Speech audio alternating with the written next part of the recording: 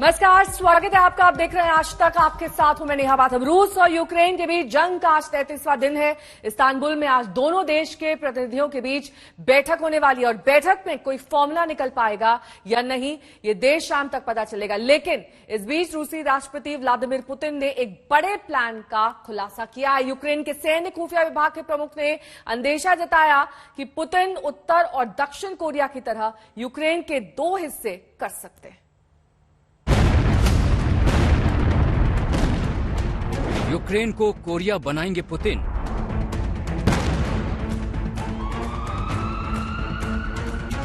Korea की तरह Ukraine के 2 टुकड़े करेंगे पुतिन।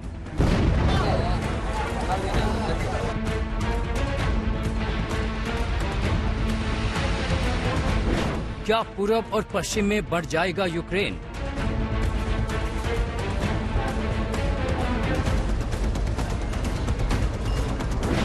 पुतिन के सीक्रेट यूक्रेन प्लान का बड़ा खुलासा।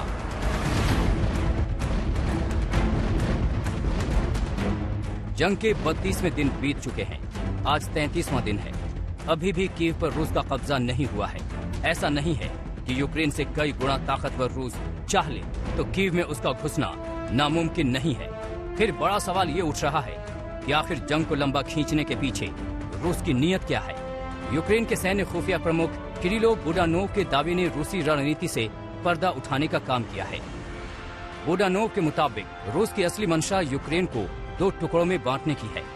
बुडानोव ने कहा है कि रूसी राष्ट्रपति व्लादिमीर पुतिन को लग गया है कि वो पूरे यूक्रेन को तो निगल नहीं सकते, इसलिए वो कोरिया की तर्ज पर यूक्रेन को संभवतः विभाजित करने का प्रयास करेंगे। बुडानोव के इस बयान के बाद एक बार फिर यूक्रेन के विभाजन पर बहस शुरू हो गई है। रूस ने जब क्रीमिया पर कब्जा किया था 8 साल पहले भी इस तरह की चर्चा जोर पकड़ी थी कि क्या यूक्रेन का विभाजन मुमकिन है।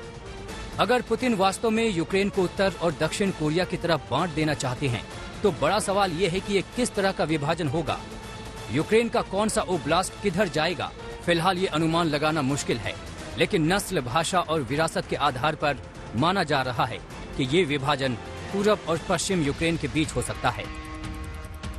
कट्टर यूक्रेनी मूल के लोगों को मिलाकर पश्चिमी यूक्रेन बन सकता है, जिसमें राजधानी कीव समेत कई ओब्लास्ट यानी प्रांत होंगे, जबकि रूसी प्रभुत्व वाला हिस्सा पूर्वी यूक्रेन हो सकता है, जिसमें खार्किव, खेरसन, डोनेट्स्क, लुहांस्क जैसे क्षेत्र हो सकते हैं।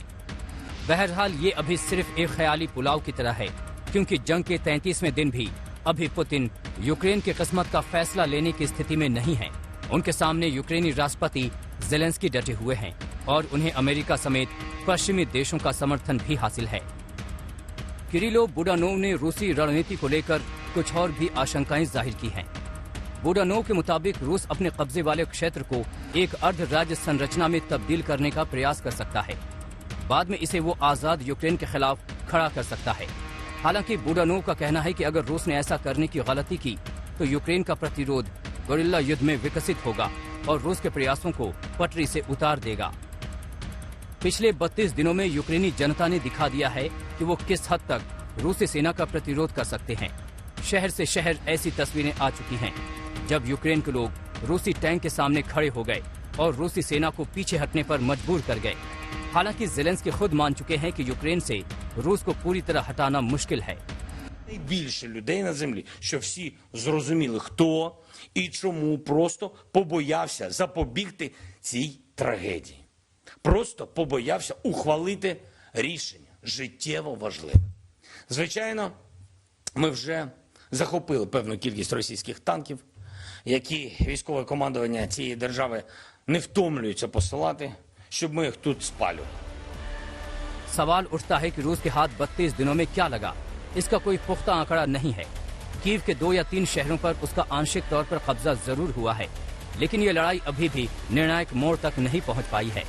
हम रात भर चलते हुए कीव पहुंचे हैं और लगातार यहां बमबारी भी हो रही है और बमबारी की आवाजें आ भी रही हैं। ये कीव के जो आउटस्कर्ट्स का इलाका है, जो गांव का इलाका है, उन्हें भी अब निशाना बनाया जा रहा है। आपको याद होगा कि इससे पहले लोग शहर छोड़ छोड़ के गांवों में जा रहे थे। उनको ये उम्मीद थी कि गांव सुरक्षित रहेंगे और यही कहा भी जा रहा था कि केवल शहरों को निशाना बनाया जा रहा है। लेकिन इस समय स्थिति ये है कि कीव के आसपास